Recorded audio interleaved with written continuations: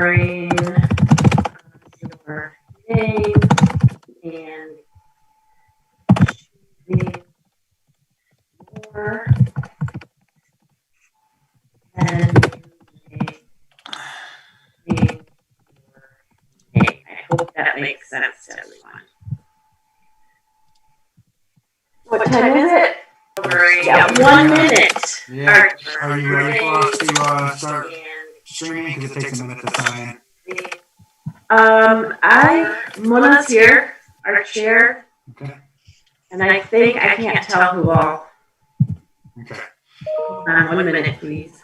Okay. Shannon, should we go? We're missing a lot of people. Yeah, let's wait a couple minutes. Is Shannon in the meeting? Yes. Okay. Let's see her name. We don't see you, Shannon. I just don't see her name, so she probably came in under your name also. Shannon, are you in the meeting? She's joining now. Oh, okay. We're physically in the same space, Okay. but she's in a different room. So if you're wondering why I'm yelling at her, No, that's fine. Sure. there she is. But she's Shannon, you gotta change your name. Yep. Okay, Cheryl, can you do me a favor? Can you mute your microphone and unmute it and do it a couple times so I can see it? Go ahead. Oh, keep going. Now unmute, mute, unmute. I'm trying to see if I can see it pop up so I know which one's you. Okay, I think I got you. Does it say co-host next to your name? It does not. Okay. Maybe I got it to the wrong one. Catherine, did you get the message? If you look in chat, it tells you how to change your name. Because right now everybody's coming up as Cheryl Bergman.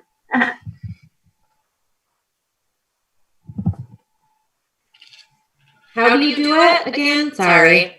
You hover over your name under participants. So we go down to the bottom and you see participants. Click on that, hover over your name, or click on your name, choose more, and it'll let you, it'll give you the option to rename yourself.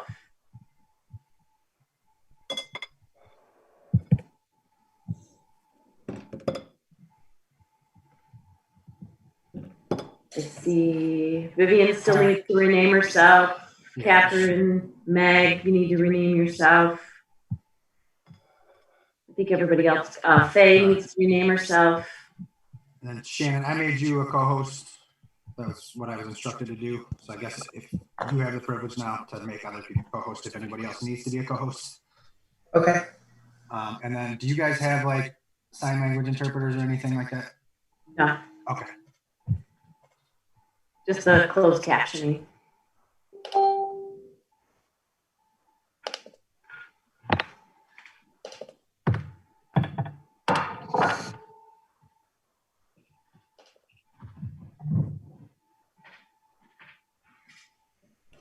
I guess Cheryl or Shannon, just let me know when you guys are ready to go live because it takes a minute to stream to Facebook and YouTube. What do you think, Shannon? Catherine, I just renamed you, and I'll rename. It's okay. I can't find my I'm name not to read. showing my name. I'm not finding my Who's name. that? either. This is I'm Faye. not No. Vivian. Okay. All right. Faye, I'll do you next. Thank you. You have to click the participant list at the bottom. It says participants, and then it should pop I up. did, but my name is not showing there. Right. All right, Thank you very Vivian, much. I'll do you next. Thanks, Shannon. Okay, Yeah. thank you. Thank you. Yeah. Just so you know, you have to hover over your name and click more. Yeah, they can't find their names though because they're all showing up as Cheryl. All right, so we've got Vivian, me, Cheryl, Muna, Whitney, Missy, Catherine, Kelly, Alicia, Sabala, Meg, Charity, Deirdre, Jeff, Faye, Amari, Gabrielle, and Emily. 1, 2, 3, 4, 5, 6, 7, 8, 9, 10, 11, 12. We have all the commissioners. I think that we can probably go. Cheryl, if you're ready. That's Cheryl, 'cause you're in the other microphone- room. Yeah, your microphone's muted.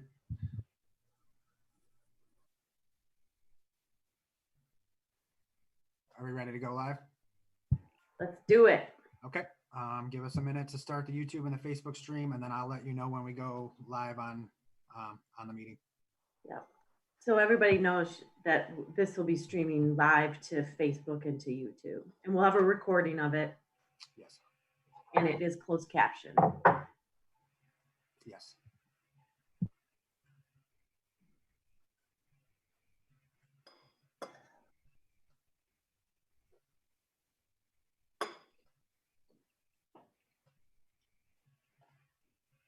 And then Jeff, just let me know when you're up on YouTube.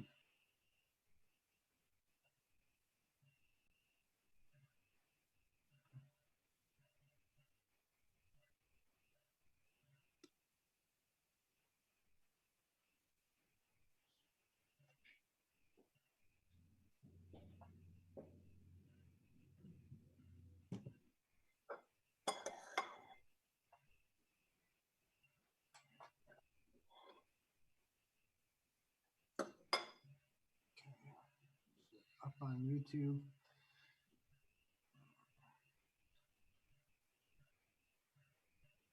All right, I'm going to go live on the broadcast.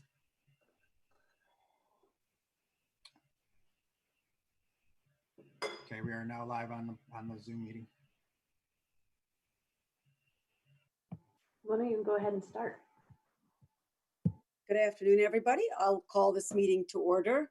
So first, of course, welcome to our non-Bay Mills meeting, to our virtual meeting. First, I'm going to start off with roll call. So obviously myself, I'm here. Joanne said she wasn't, Chavez said she's not going to make it. Charity, Dean. Present. Yeah, I'm going to need you all to unmute yourselves just to acknowledge your presence. Meg Wheeler-Derer. Present. Whitney Gravel. Present. Misty Rice. Present. Catherine Hendrian. Present. Dr. Sabala Mandava. Present. Faye Nelson. Present. Daniel Atkinson.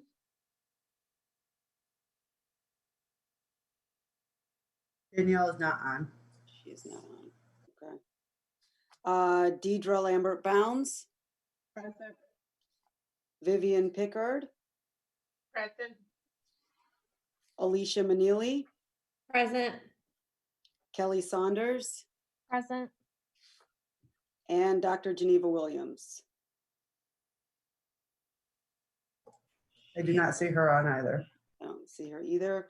Cheryl Bergman, our executive director, you are here. And Shannon, we see you too. Okay, so thank you, everybody. So first, we're going to start with a few housekeeping tips just to help everything go smoothly. First of all, commissioners, I hope you enjoyed your long lunch. If I cough, it's not because I have COVID, but because I inhaled a bunch of cashews in the past 7 minutes. So whether you're joining online or by phone, please mute yourself. Everyone, the commissioners, the guests, and the public. Only commissioners may unmute to ask questions and for discussion. And commissioners, we ask that you state your name anytime you want to speak. In terms of the public comment, to participate at the time of public comment, please raise your hand within the Zoom application. If you're on by phone, you can raise your hand by pressing *9.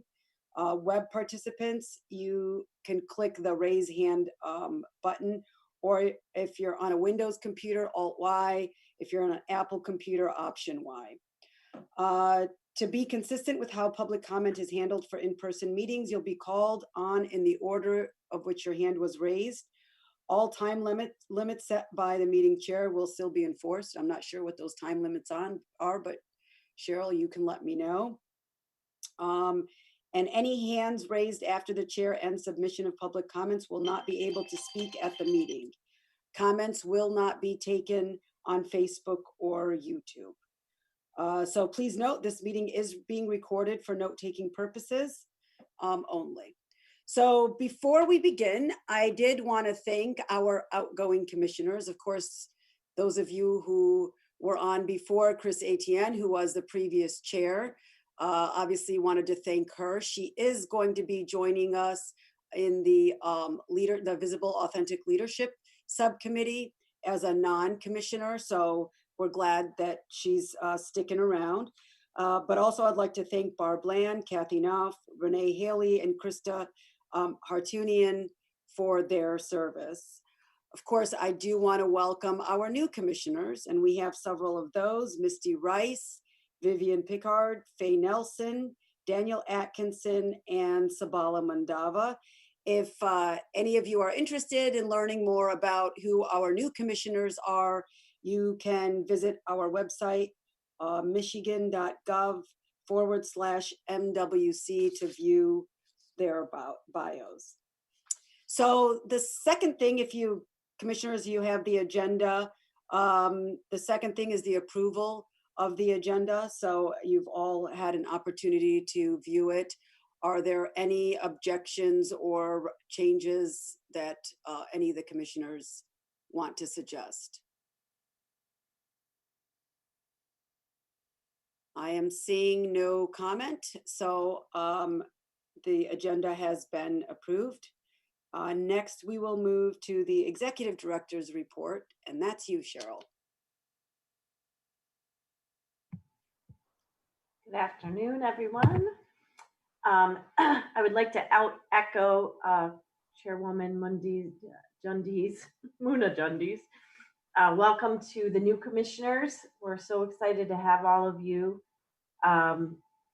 We've got an amazing group, and I am excited about all the work that we're going to do together. Wanted to talk about our committees that we formed, and they are Unlocking Opportunities, Financial Freedom, Visible Authentic Leadership, and our Implicit Bias Committee. And this is a shift at our May virtual meeting, May 20th, we voted as a commission on these new priorities, shifting away from the priorities that were there for the last several years. And these priorities, we came to these because we talked to women around the state between October of last year and early March, before we were shut down with COVID. The commission held 6 conversations around gender equity conversations around the state and talked to over 1,000 women. The governor was a part of all of these conversations because she was very interested in knowing what the priorities of women are in our state.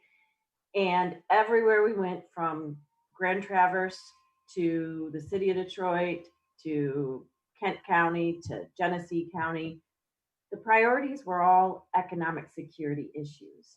And that's what's formed our new focus, our new priorities, and the committees that we've all become a part of. And we'll hear from the chairs of the committees. Each of the committees have met already at least once since our May meeting. So the work is beginning, and it's really exciting. And we'll hear from our chairs of each of those committees a little bit later on the reports.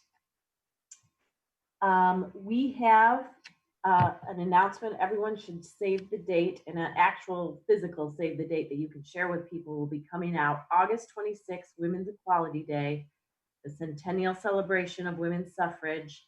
The Women's Commission is partnering with Michigan Women Forward to do a live virtual event. Our speakers will be Governor Whitmer, hopefully Secretary Benson. I'm waiting to confirm her confirm her, period. And Dr. Rashida, and why am I blanking on her last name? Harrison, from James Madison College at MSU, will also be one of our speakers. And Michigan Women Forward is producing videos of introduction for each of these women for this event. So it'll be, I believe it'll start at 3 o'clock. We'll try to keep it to an hour. So 3 to 4 p.m. on August 26th. We're calling it Her Voice, Her Vote, celebrating 100 years of the women's suffrage. And we're going to be asking you, as soon as we have our promotional materials, we'll be asking everybody to push it out for us. The goal is to hopefully get a really large audience for this event. Next, your State of Michigan emails. All of the commissioners have State of Michigan emails now. However, we have learned a great deal since we've issued all of those to you. And new commissioners, this week I will send you your State of Michigan emails and how to set those up. What we have learned, however, is that we will continue to email everyone at their personal or business emails as well that you provided with us, for us to use, along with your State of Michigan emails, because you have to check your State of Michigan emails, you have to log on to the OWA website each and every time to check those, and I'm not sure that everyone is going to want to do that.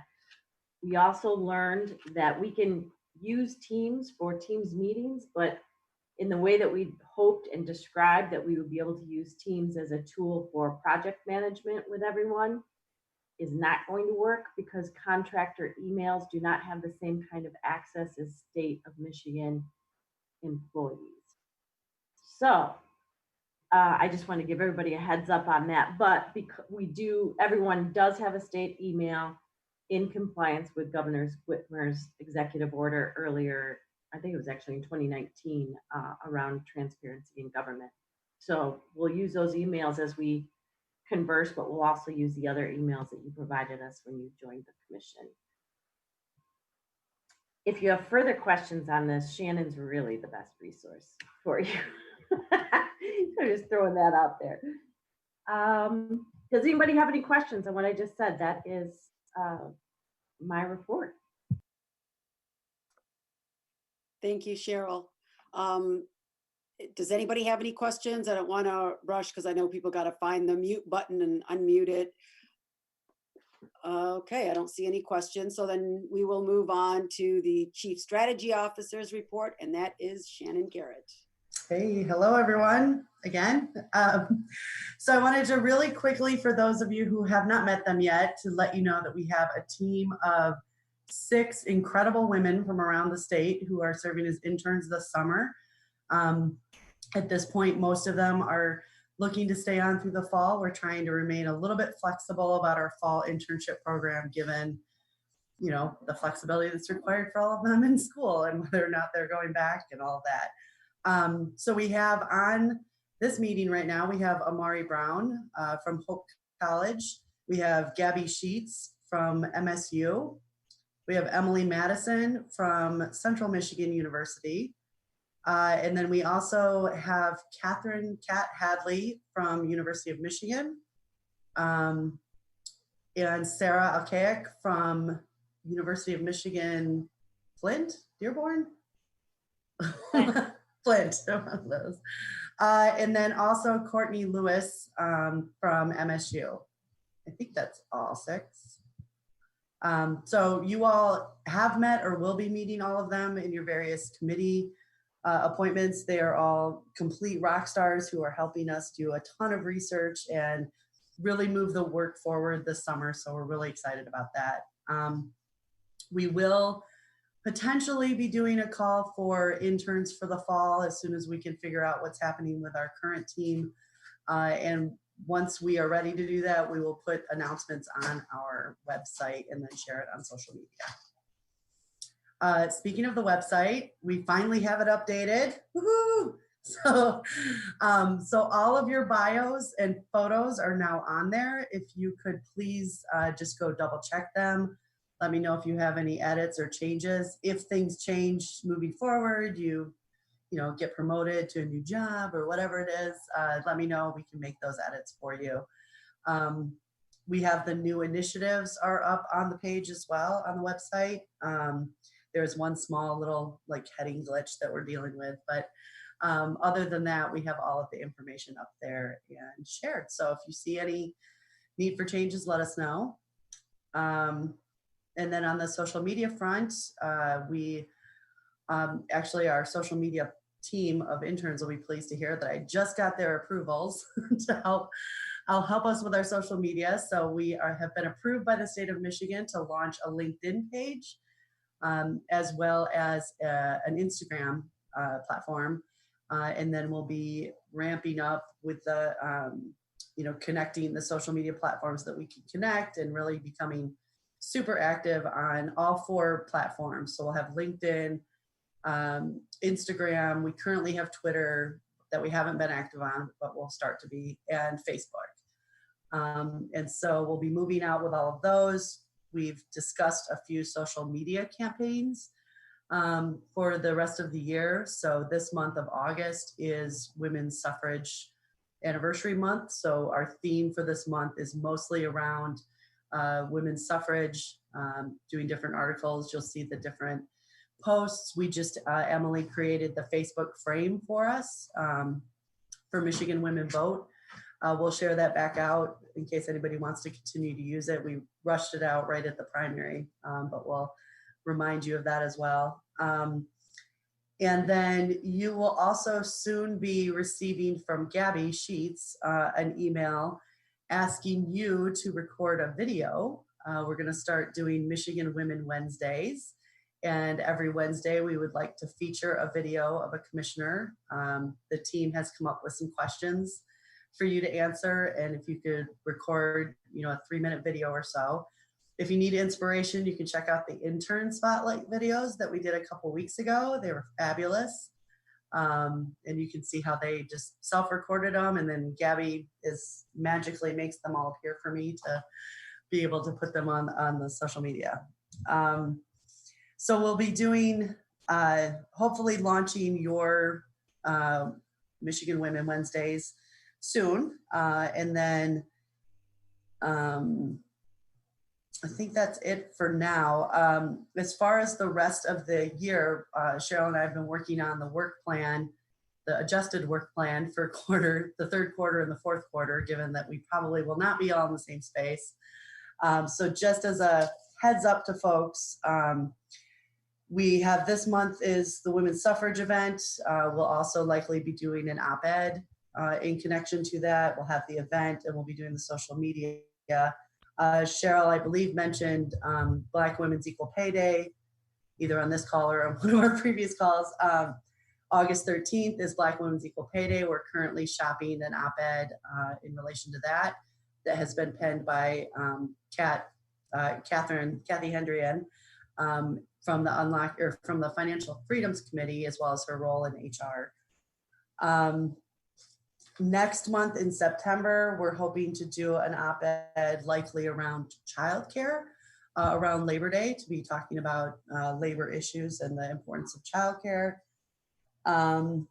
September 16th is a virtual Equal Pay Day event with the larger statewide Equal Pay Day Coalition, and we'll send you details about that.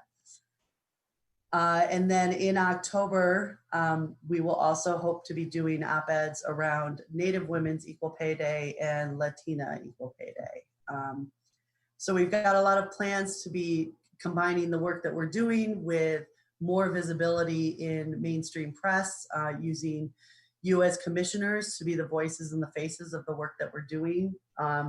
Hopefully this then helps us generate more requests for media interviews, that people will call us when they're thinking, there's something going on with women's issues in the state of Michigan that will be more at top of mind for the media to reach out to us, and then as well backing it all up with our social media there. We've got a lot of other stuff going on, but I think most of that will come up during the committees, so I don't want to take away from that because you all are doing fabulous work. And I think that was everything I had. Does anybody have any questions? Thank you, Sharon. Does anybody have any questions? Shannon, does anybody have any questions for her? I mean, she just gave us a whole bunch of information. So I did not take notes on all of those events. Well, it'll all be in the minutes. Okay. I was gonna say, I'm not sure whether to be overwhelmed or excited, but thank you for sharing that. And so, yeah, we'll obviously keep a lookout for that. I'm excited about what's next on the agenda because this is our first meeting where the subcommittees our new subcommittees are actually going to be presenting. I am sad that we haven't gotten together and, even the subcommittees, we usually meet in separate rooms and then, come together for the public portion. Although I don't miss sitting next to any of you eating roast beef and onion sandwiches, but I do miss seeing your faces close up. So we are going to have the presentations for these subcommittees. The first one is Visible Authentic Leadership, and that will be by Commissioner Williams. Dr. Geneva, please. Thank you, Madam Chairwoman. And it's a delight to be here and present the subcommittee report from VAL. Okay. And that's the Visible Authentic Leadership Committee, better known as VAL. How appropriate, right? But the first order of business I'd like to report on is just that we have an awesome committee, and I'd like to thank each and every one of them, most of whom are here. And so again, thank you all, colleagues on that committee, for your hard work. So the VAL was created because of the problem of the lack of the number of women serving in leadership positions in Michigan at all levels of business, nonprofits, and elected ranks. And we will explore policies that will increase the number of women serving in these publicly visible leadership roles across all sectors, hence the name. Examples that our committee could explore include incentives for promoting more women into corporate executive leadership, increasing the number of women serving on foundation, corporate, and nonprofit boards, encouraging more women to run for elected office, and taking a real close look at state appointments. There's so much to do. And in fact, at our first committee meeting, we had tons of really great conversation, and Madam Chairwoman would give us enough work to do for the next decade. So it was very important for us to focus, and we did. So the two areas that the committee will devote its attention to are, one, increasing the number of visible, authentic leadership for women in the C-suite and board level corporate positions and opportunities. So we wanted to look at both sides, both the managerial side as well as getting great diversity on corporate boards. And so that's what that focus will be. The other focus and objective of the committee will be on getting more women into elected positions. And with that one, we will research and communicate around legislative and open seats. And we're going to partner with Vote, Run, Lead and other groups, as well as work with Michigan State University Gen Sin Center. And they actually are going to be doing a very much needed data collection effort for us. So we're going to have all the facts and figures that we need, because we currently don't. So we'll have all of that information about women who serve in local elected positions. So with these two major objectives, we've decided to break down into subcommittees to specifically identify the action steps we'll take. I think it's important to note that in terms of our action steps, we do want to focus on policy and change in administrative rules, because we do want to make a difference that you can see, touch, and feel. So a lot of our work will be, really looking at that policy and those changes that are important. I think it's important to also note that we plan to partner with others. We don't see ourselves as being able to take on, these two areas that folk have worked in before and folk will continue to work in, and people are doing some really great organizations are doing some good things like the Michigan Women's Foundation, Inforum, the Women's CEO Group, and others across the state. So we're interested and open to partnering and input from all over to help us achieve in these two areas. It's also important to note that we are delighted that the governor is particularly interested in these two areas that we've selected with probably a heightened interest in the objective that deals with getting more women into elected positions, so that we wanted to have a crowd and, just an overwhelming number of sisters who can be like her in various elected positions. So we're just delighted with that. So we'll be back to you next month or so with more updates on the survey progress, as well as the specific steps that we'll be taking to make sure that there are more women in corporate and board seats and in managerial positions. So we'll stay tuned for that. So that concludes my report, our report. Thank you, Dr. Geneva. Does anybody have any questions for her? No.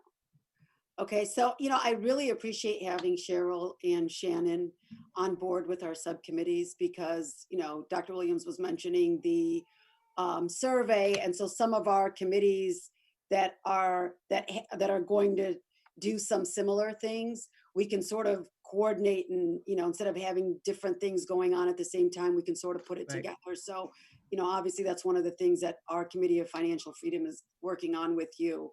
So, really Yes. appreciate Cheryl and Shannon doing that coordination. Okay, so the next is the report of the Committee on Unlocking Opportunities, and that is Commissioner Saunders. Kelly, go ahead. Thank you, Madam Chair. It's a great segue leading into ours. I just want to provide a synopsis on the Unlocking Opportunities. It's kind of a 3-pillar approach. We're going to be focusing on childcare access and affordability to start.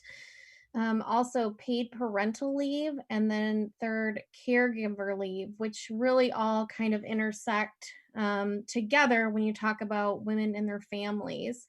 So with the survey, Shannon and Cheryl have been having conversations with the governor's team about what specific to childcare do we need to do to address that problem in the short term due to the pandemic, and then long term also.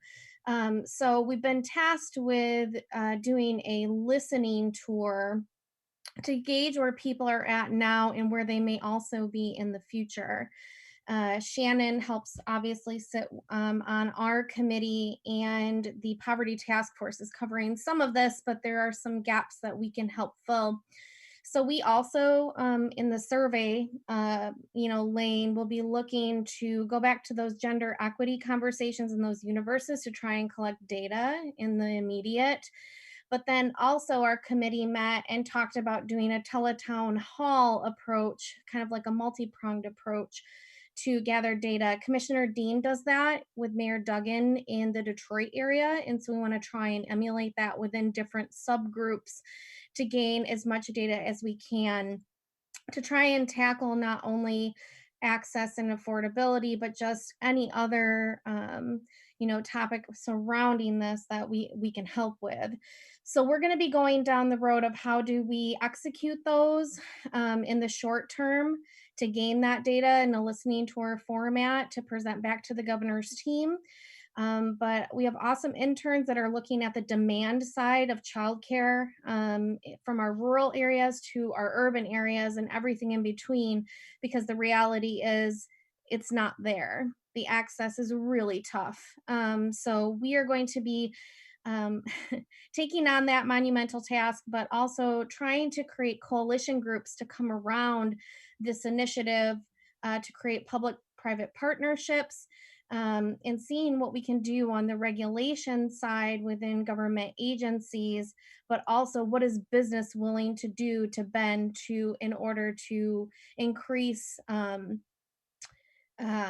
or I should say invest in their work pool so that they can continue to advance in their careers but also support their families. So that's the childcare piece that in a nutshell. Paid parental leave, Governor Whitmer instituted paid parental leave within her departments, I believe. I don't know, Shannon, beginning of this year or was it last year? Okay. And so we want to try to get more businesses to see if they're emulating that policy or encouraging that. We'll be collecting more data on that. And then also starting to collect data on the caregiver leave and really encouraging businesses to think more whole about families and what that means for women and what they take on in taking care of their parents or other family members that they are close to, taking them to doctor's appointments or what have you with whatever their needs are, and maybe really encompassing that with flex time within their schedules so that women can, like I said, continue to advance in their careers and not feel stressed or being pulled in one direction or another, to be able to really get rid of those barriers to advance. So we met just last week. It's a long list, but we will be back with everybody too, because we're going to need help with collecting that data and doing those teletown halls. And we know you're all very well connected in different communities. So happy to take any questions. And I'm sure that Commissioner Dean Rice would also weigh in here if there were any questions as well. We also have a great committee, very smart ladies. So. Thank you, Commissioner Saunders. Does anybody have any questions for her? I feel like maybe at like our next meeting, we might have a little bit more questions. I think now we're just sort of learning about what each subcommittee is actually working on. What I do like is that I'm seeing that a lot of us are working on information gathering first. That's the women in us, right? Before you set the plan of action, you got to know, you got to have the data behind you. Okay, so thank you, Commissioner Saunders, for that. I was gonna just jump in really quick, just to add that I hadn't got back to my committee yet, but we're looking at August 22nd. It's a Saturday, that morning, for the first teletown hall. And we're gonna do it with the Detroit Women's Leadership Network. So just wanted to add that. Great, thank you. So the next subcommittee is Financial Freedom, and that is Commissioner Kathy Hendrian. Thank you very much, Madam Chair. I would like to start by thanking our committee, my fellow committee members. We have a great team, and we've got some amazing ideas, and I'm really excited about the direction our team is going. I'm also excited to hear from the other committees because I see a lot of and a lot of not overlap, but complementary work. And I think that we are going to make a real difference in the state of Michigan. So for financial freedom, we've got 3 primary goals.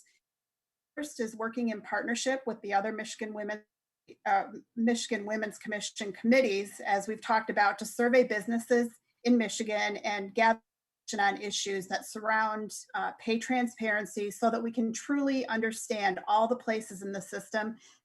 Attention.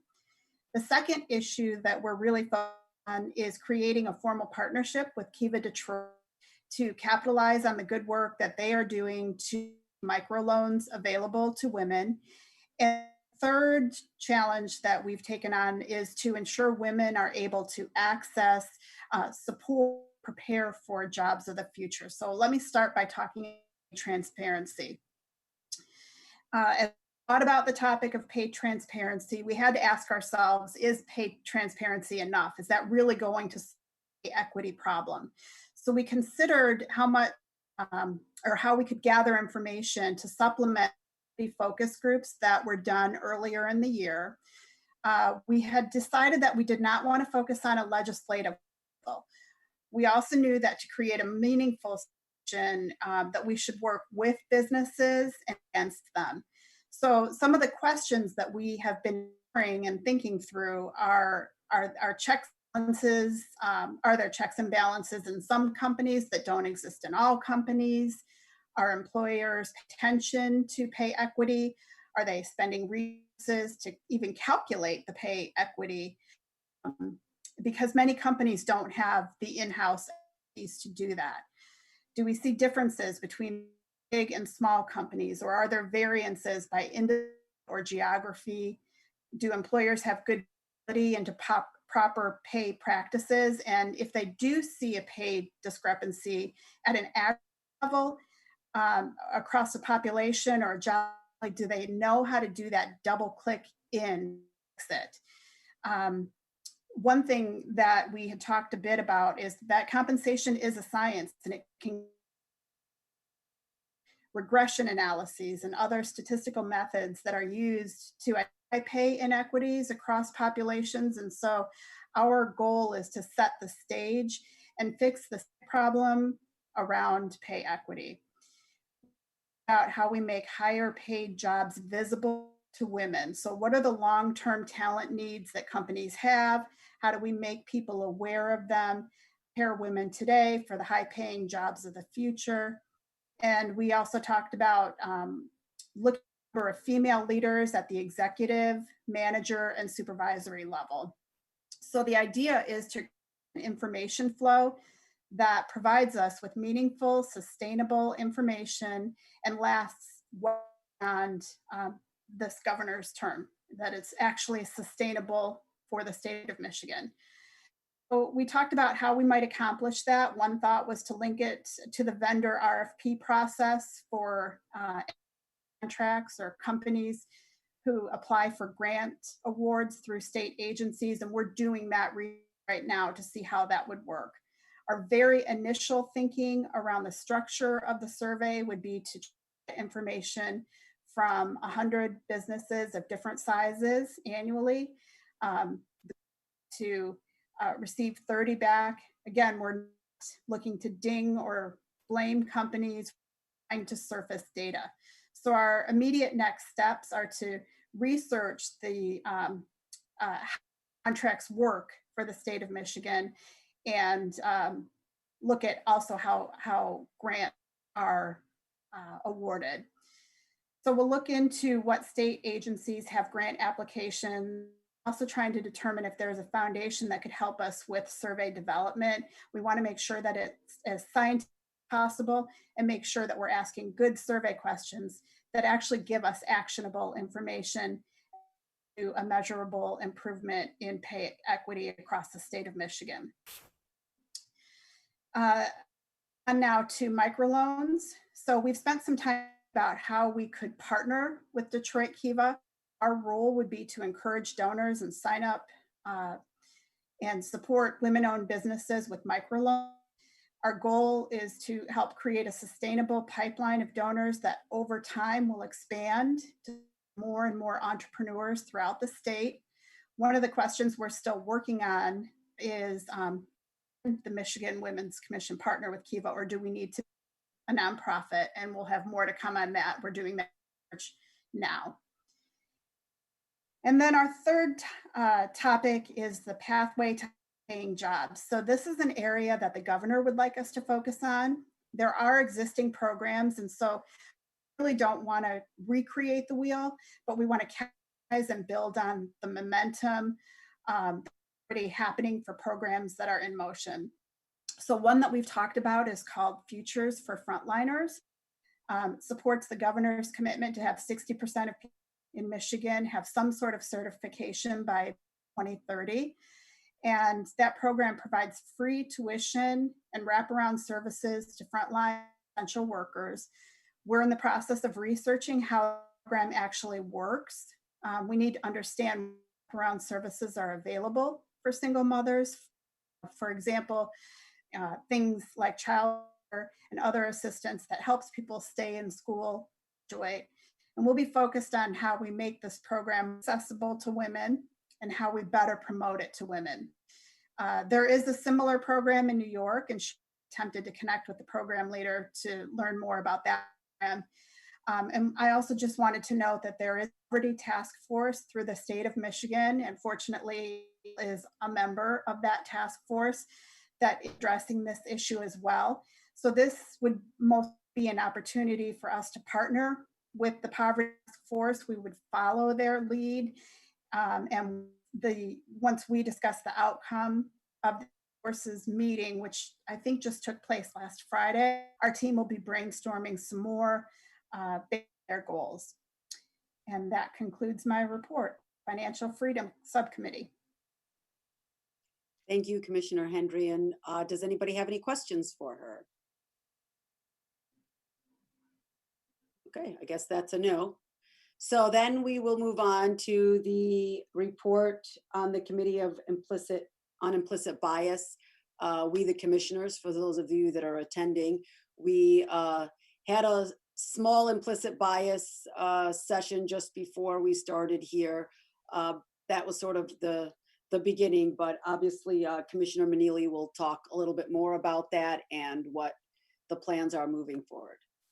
Go ahead, Alicia. I'm going to jump in because new developments, this is breaking news, the implicit bias subcommittee met last week, and we actually had a change up of our leadership. And the new co-chairs of this committee are Commissioner Durr and myself. Commissioner Meneely is on the committee still, but she is no longer serving as one of the co-chairs. She stepped aside and let me take her place, and I appreciate it. So I'm going to give today's report, if that's okay. Most of you are aware that this committee on implicit bias, it came from and it started from conversations that happened during our gender equity conversations across the state. And there were really in-depth and significant conversations that happened in the Grand Rapids area. And those gender equity conversations were led by co-chaired and supported by Commissioners Durr and Meneely. And they took it upon themselves to dive much deeper into this implicit bias conversation. And that's where this group started. And so the charge of this implicit bias committee really was about how implicit bias and systemic racism relates to the commission's work, and also how we can use some of that information to inform state policymaking. And what we've come to is, in determining how the implicit bias committee will work, we see ourselves more as an oversight committee for all of the commission's work. So we're sort of the umbrella up here, making sure that we offer support and help and the lens really for other the other subcommittees to make sure that we are not our work is not biased in any way. And part of our charge also is to help educate other commissioners and ourselves, of course, so that we have a different lens and we have a clear lens about how we see the work we're doing as a commission as a whole. So that's kind of where we came from and how we got to where we are today. And just as far as updates, in August, we held 3 cohorts of a 21-day implicit bias challenge. And they were, it was actually a program that was created by the Michigan League for Public Policy. We took that program, the materials and the structure, we added an additional element to it and created 3 cohorts. And the element we added was actually once a week in-person, virtual in-person meetings with cohort attendees and participants. And really those meetings were meant to be a reflection. Everyone had the material for 7 days. We met on the 7th day to discuss changes in terms of thinking, in terms of how participants saw their work, how the material they reviewed or read impacted them as individuals. And So we just finished that. We had 3 cohorts with about 70 participants across all 3. And I would say anecdotally, we got really great feedback, really great perspective and insight from all of the participants. We are going to do a survey, an official survey to get feedback that we will use to inform future cohorts. But we certainly learned that there were some very consistent themes and things. And people realized that they certainly had some implicit biases. Many of them found it difficult to talk about those biases because they weren't sure what type of reactions they would get from others. But at the end of the day, everybody thought that what they learned and what they heard in the material was put together in such a great way that they were excited to be a part of it. I personally led one of the cohorts with one of our interns, Emily Madison, and I've gotten many, many notes from our participants just thanking them for the opportunity to participate and appreciating that the commission took this on as one of its challenges. I will say that it was so successful, we decided we're going to do a next cohort starting September 1st, roughly. And the plan is to do 3 additional cohorts. In September, we have our 3 leads already identified. So we're starting to prep and work on that. We even have 2 backup leaders identified should we need them. But so our hope is that we can do another round and ultimately have a schedule for doing them throughout the year.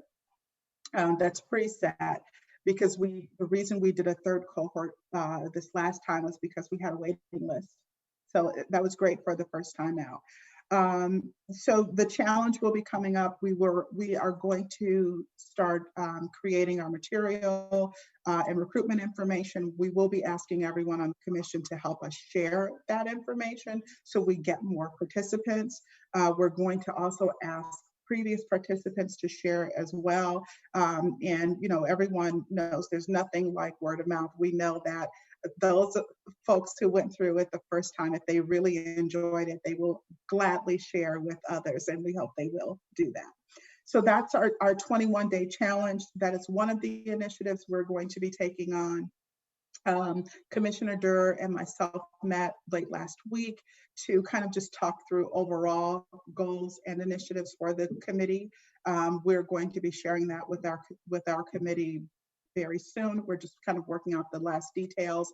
And I just want to say, I think the great thing about this committee is we have representation from every single subcommittee, which is why this is so powerful, because it allows us to have someone in each of those meetings who knows what's going on in those subcommittees, who can take what we're learning, not only take it back to their subcommittees, but share what their subcommittees are doing with us. So it's great because it's very much a collaborative effort, and we're sort of in lockstep with one another, making sure that we do not have these implicit biases interact and interfere with our work in a way that's not productive. So I'm thrilled about that. A couple other things I will mention is we did welcome 3 new members actually to our implicit bias committee. They are new commissioners, Commissioner Picard, Commissioner Mandava, and Commissioner Dean, who is not new to the committee, to the Women's Commission, but is new to our committee. So we want to welcome them and thank them for being a part of the implicit bias subcommittee.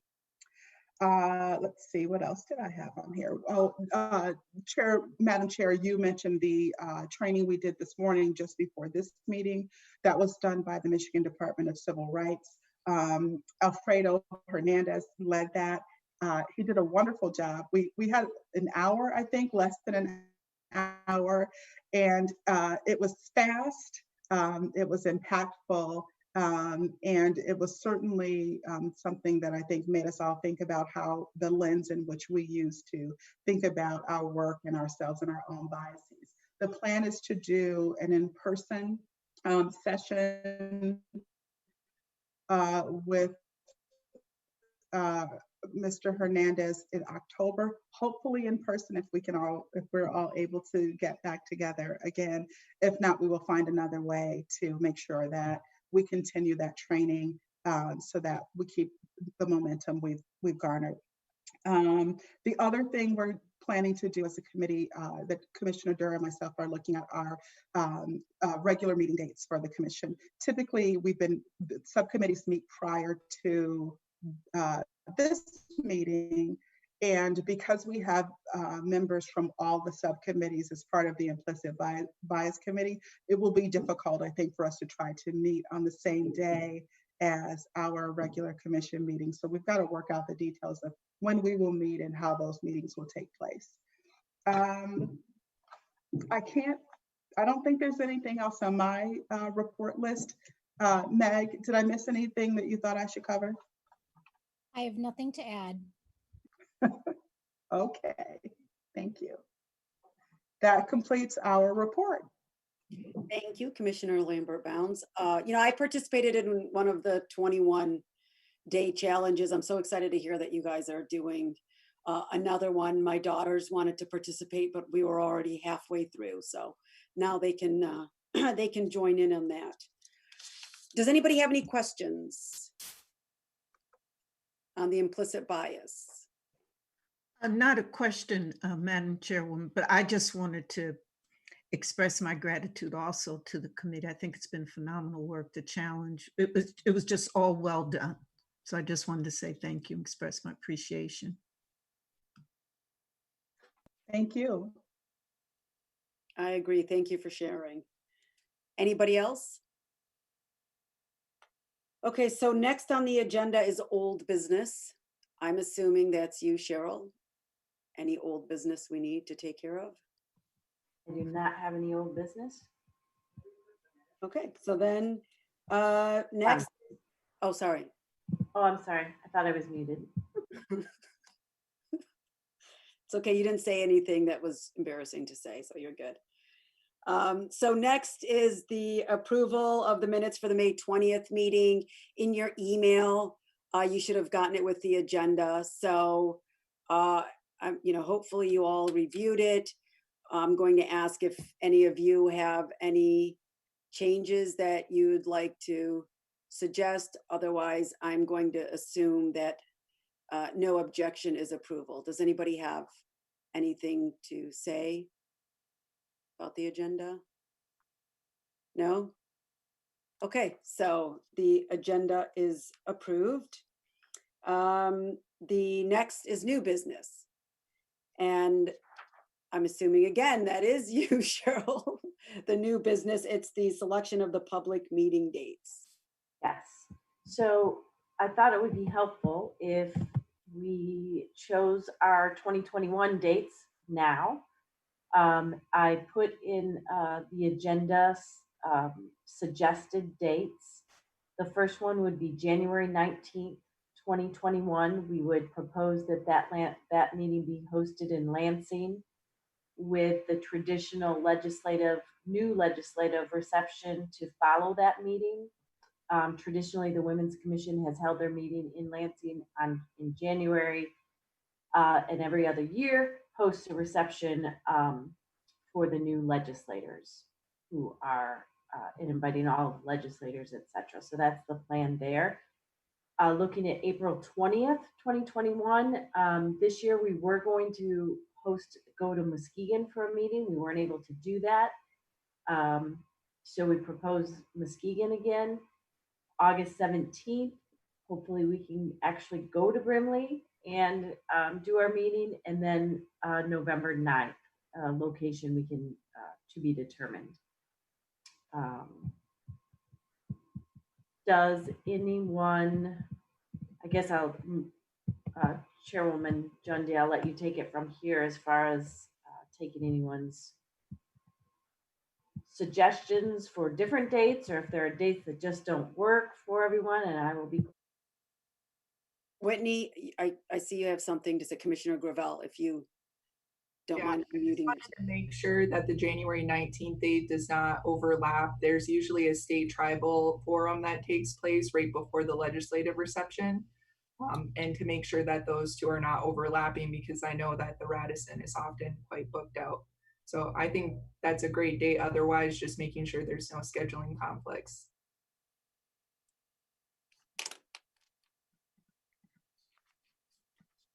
Okay, so that's noted. Go ahead, Commissioner Lambert Bounds. I just want to note that I may have a conflict for the April 20th date.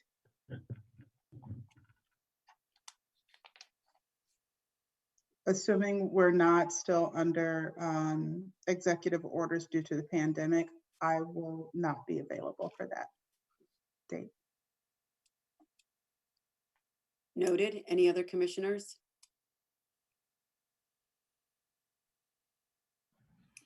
Okay, so we just have to check on that conflict for the 19th, and then Commissioner Lambert Bounds potentially might not be available for the April 20th.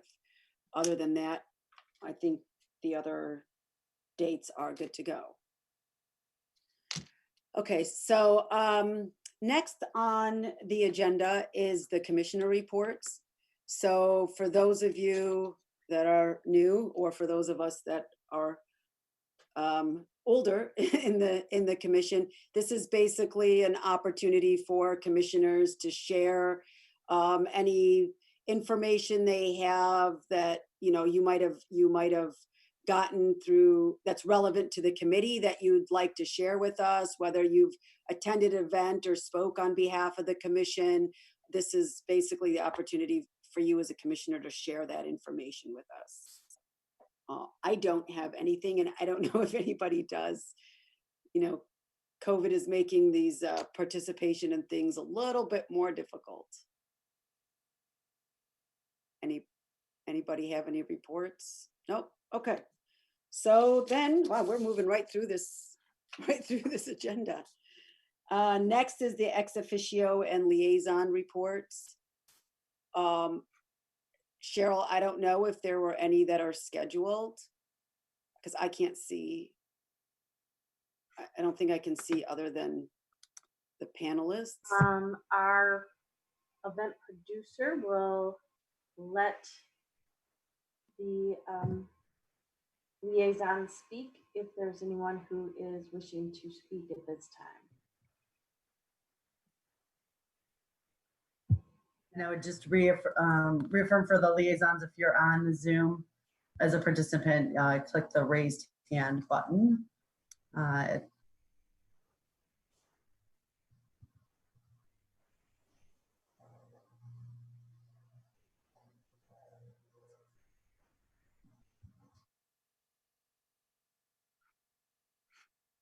probably should have reminded them a few minutes before.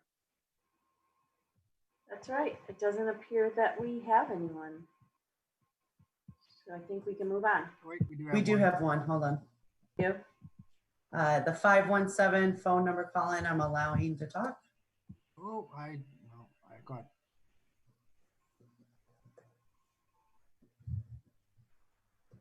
Well, they're muted. Accidentally muted her when I was trying to move her. Hi, good afternoon. I just wanted to let you know that I was here. I didn't have a question. I just want to let you know that this is Destiny Shipman from Corrections. I was just listening in with all. Well, thank you.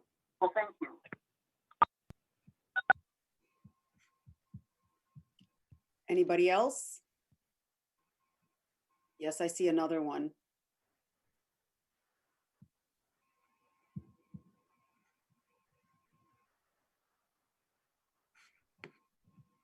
Hi, this is Allison from the Department of Education, and I just wanted to do the same thing, let you know that I'm here and listening and available if there are ever questions or opportunities that the commission would like to coordinate with the Department of Education. Thank you. Thank you.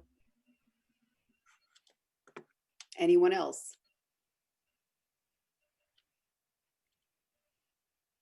I don't see anybody else, so we are going to move on to the next item on the agenda, which is the public comment.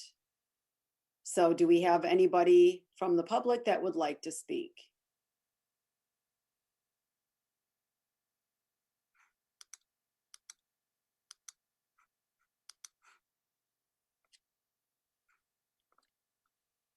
We're really zipping through right here, folks. And to my knowledge, we did not receive any written comments to the commission ahead of this. So, Okay, so I don't see anybody that from the public that wants to speak. So we have reached the end of our agenda, which is the end of our meeting as well. I want to thank all of you commissioners, the liaisons, those that joined us, attendees, for coming and participating. You know, I know it's a little bit awkward, I think, for participation in this sort of environment, but I think that we're kind of getting used to it. COVID's, been, we've been Zoom meeting for a few months now. So, I'm looking forward to our next meeting and hopefully, more participation. Really appreciate everybody coming, and I will now adjourn the meeting. Thank you, everybody. Thank you. thank you, Bye, Chair. everyone. Good to see you all. Good to see you all. Thank you. Thanks, everybody. Thank you. Gonna end the meeting. Thank you. Nice work, Chair. Yes, very good. Thank you. Great meeting.